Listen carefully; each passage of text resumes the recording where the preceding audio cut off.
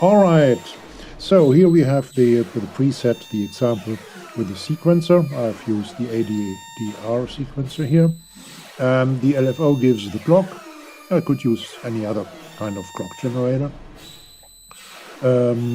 So the clock drives, of course, the sequencer. I have adjusted certain values, 8 steps we have here. And the output of the sequencer goes to a slew limiter. The result of this we see here in the scope. Let me reduce fall and rise. So this is what we would get without slew limiter. Of course, squared development. Nice term, squared development. All right, so but let me increase fall and rise again to get it a little bit less squared and more rounded. From here it goes to a VCA, which works as an attenuator again, and from there it goes not to the quantizer, but at once to the VCO, and from there to reverb and main audio out. So these the single steps here, the single levels, I can change with these knobs, with the 8-step knobs, which will change the modulation curve.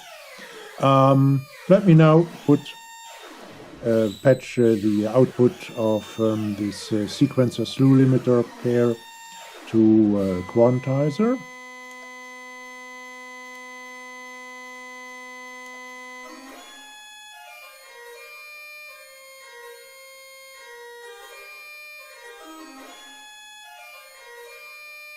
I've forgotten to mention that the gate of the ADSR here is delivered by the square output of the LFO, which is only the same as if it came from the quantizer.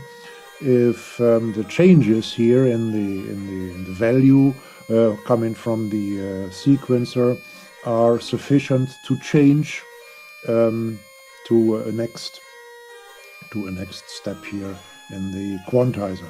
Changing to a next step does not mean changing to the next note, which I have patched here on the quantizer, but changing between 2 steps here, even if they are not active. Yeah, so otherwise it would be different. So let me therefore try and remove the gate from here and let it be the change output. And you see here the difference between each step is high enough to trigger even the change output of the quantizer.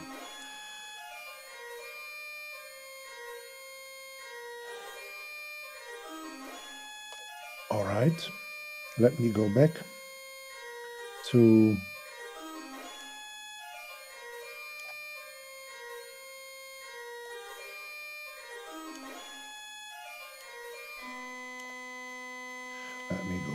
and exclude the quantizer.